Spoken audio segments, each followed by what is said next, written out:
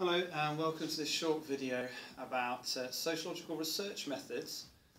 This is designed for A2 or Year 2 students, and we're including the methodologies of Positivism, Interpretivism, Feminism and Realism, and I'm going to do a brief explanation of each area. So initially we have the Positivists, who argue that sociology can be scientific. So Durkheim, studying suicide, used quantitative data. He used what we call inductive reasoning, which means to gather lots of specific findings and to gradually develop a general theory to explain them. And he concluded that married people compared to single people, rural people compared to city dwellers, Catholics compared to Protestants, each of those first groups commit suicide less. His general explanation, his concept was social integration. People are more closely bound into norms and values of society, such as the sanctity, sacredness of human life. So the social order they're more fixed into.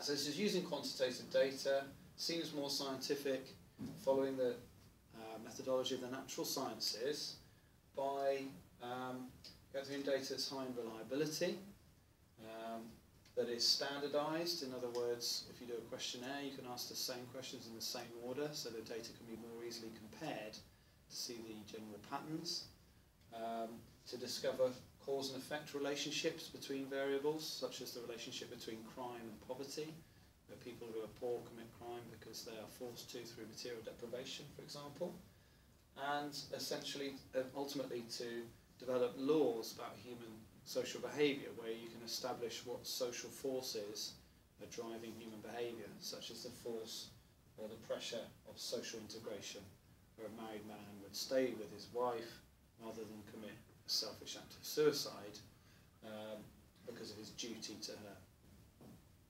her. So the issue of predictability of human behaviour. So we have that argument. Part of positivism is Karl Popper's view, where he gives a different view to Durkheim about how to do research. He develops the idea of deductive reasoning, and he argues that we need to attempt to falsify hypotheses. So we develop a general theory, such as, in the case of suicide, society is the cause of patterns of suicide, and then we develop specific hypotheses, such as we'd have to test the argument or hypothesis that married people commit suicide less. Popper's point is that we should attempt to falsify hypotheses, because there's always the chance in the future that we may be able to refute or prove them to be untrue. So we can never be 100% relying on our arguments and theories. But then we have the anti-positivism view, which is that it doesn't matter how reliable the data is if it's not valid. In this sense, data is socially constructed. In other words, it's always a product of the norms and values of the researcher, rather than only reality. So it's the interpretivists who take this approach. They argue that there's a problem of researcher imposition, where researchers apply their own perceptions and mindset based on their own social background and characteristics such as class, age, gender, ethnicity and place when doing research. So even a questionnaire, which might be seen as more objective or lack objectivity, is still going to be value-laden. For example, in the case of a questionnaire, the types of options that a researcher gives in a multiple-choice questionnaire will indicate their own assumptions. The interpretivists therefore believe in qualitative data, where you get more descriptive, detailed information, so that you can find out more depth and detail about the topic, to find out meanings and interpretations. In other words, how the participants in the study see the world. That's what you're trying to discover. Interpretivists are pessimistic about being able to establish objective ideas. They say it's always going to be socially constructed. The feminists also emphasise qualitative data, although they may use quantitative data, especially to prove that patriarchy, like the pay gap statistics, still exist.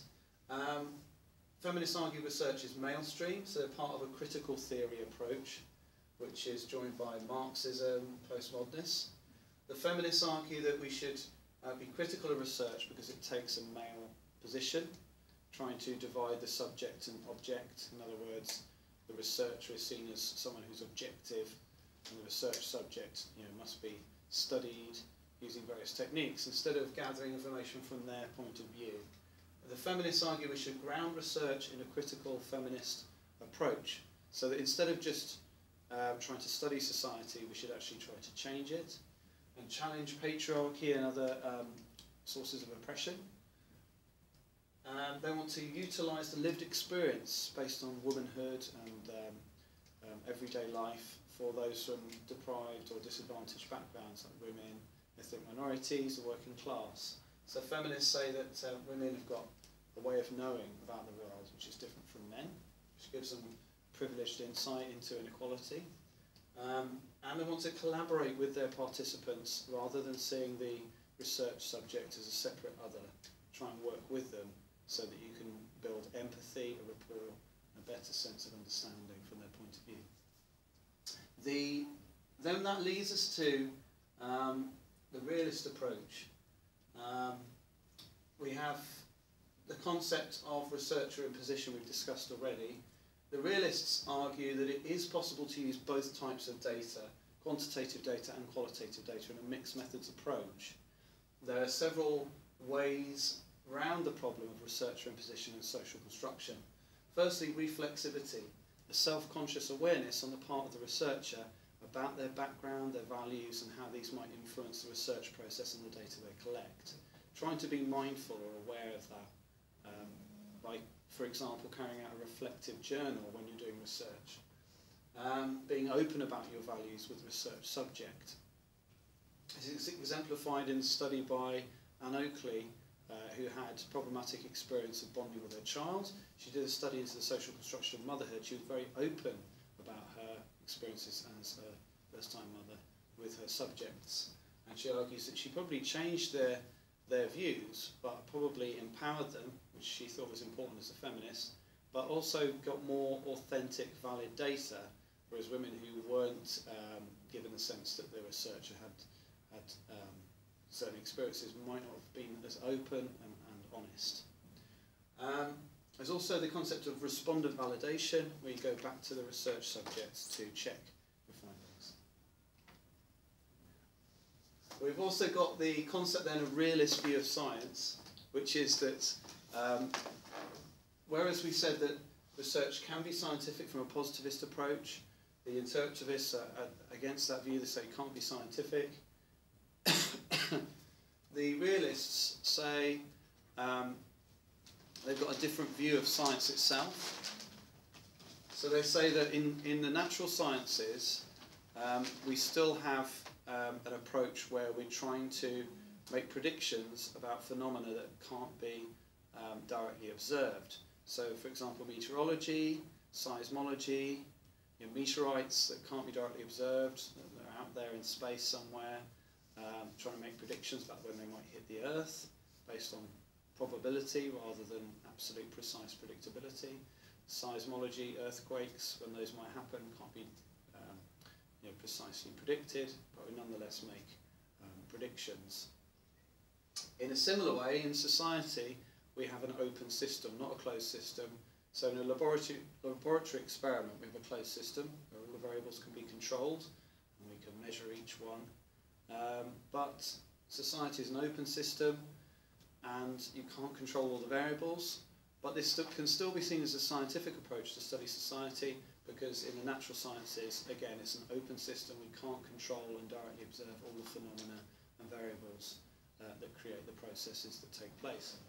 And so the realists argue that sociology is a science, we need to take a different view of what science means. They take a mixed methods approach through a range of methods and methodologies, quantitative and qualitative. We can carry out triangulation, where we can cross-check and compare data to try and improve the validity and reliability of our findings. This resolves the problems of qualitative data being low in reliability, quantitative data being low in validity, according to interpretivists. We can combine the strengths of both approaches to cancel out the weaknesses of the other side, as it were. We need to, in our essay questions, refer to practical, ethical, representative, reliable, valid, generalisable concepts. And I hope this has been useful. If you have any questions, please email daniel_butcher@hotmail.co.uk.